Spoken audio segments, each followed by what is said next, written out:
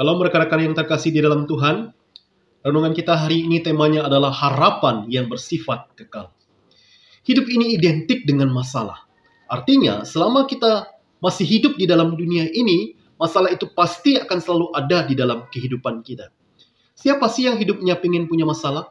Saya yakin jawaban yang paling normalnya adalah masing-masing dari kita tidak ingin hidupnya mempunyai masalah.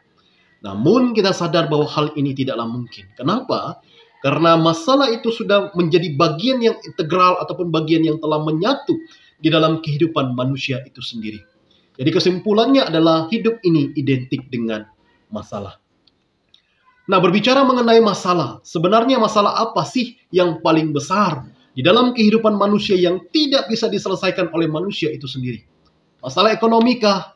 Masalah sakit penyakit kah? Atau masalah keluarga? Sebenarnya masalah apapun yang terjadi dalam hidup manusia, tetap saja manusia mempunyai potensi dan kemampuan untuk mengatasinya. Namun ada satu masalah yang paling besar yang tidak bisa diselesaikan oleh manusia itu sendiri. Masalah apa?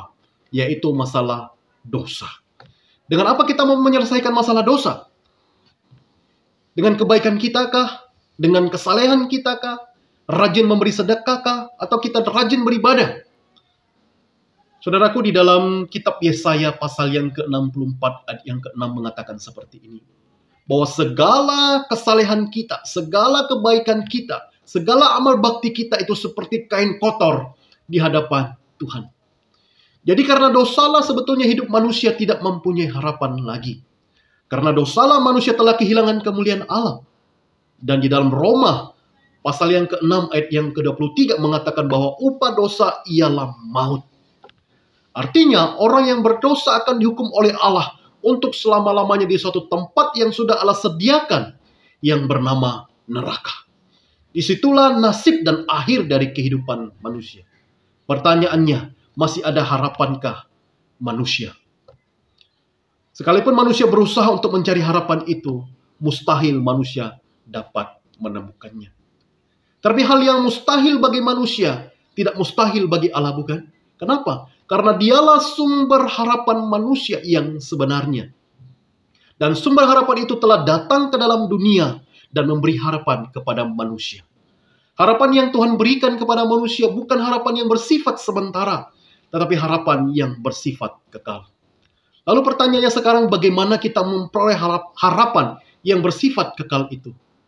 Di dalam Injil Yohanes pasal yang ke-14 ayat yang pertama mengatakan, jangan gelisah hatimu, percayalah kepada Allah dan juga percaya kepadaku. Jadi syarat yang mutlak untuk mendapatkan harapan yang bersifat kekal itu adalah percaya kepada Kristus. Iman kepada Kristuslah yang akan menuntun kita kepada suatu tempat yang telah Ia sediakan bagi kita. Supaya di mana Kristus ada, kita pun berada di sana. Iman kepada Kristus itu seperti aplikasi Google Map yang memberi petunjuk arah ke suatu tempat yang akan kita tuju.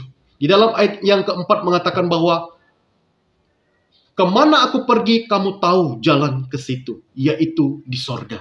Tempat yang sudah Allah sediakan bagi orang yang percaya kepada penebusan anaknya. Rekan-rekanku yang terkasih di dalam Tuhan, inilah harapan kita dalam menjalani kehidupan ini. Pengharapan itu seperti pohon yang mempunyai akar yang kuat. Walaupun dia diterpa oleh angin yang kencang, pohon itu tetap kuat dan tetap berdiri teguh. Sama halnya dengan kehidupan manusia. Sesulit apapun kehidupan yang kita jalani, kalau kita mempunyai harapan, dan harapan itulah yang membuat kita tetap kuat dan tetap berdiri teguh. Dan harapan itu jugalah yang memberikan kita kepastian tentang nasib kehidupan kita di dalam kekekalan bersama dengan Sang Pencipta kita. Untuk itu, saya mengajak kita semua, marilah kita terus menaruh harapan kita kepada Tuhan. Karena hanya kepada Tuhanlah sumber pengharapan kita. Terpujilah Tuhan. Amin untuk firman Tuhan. Jauh ke dalam tubir laut, Engkau melempang dosaku. Tiada kau perhitungkan kesalahanku.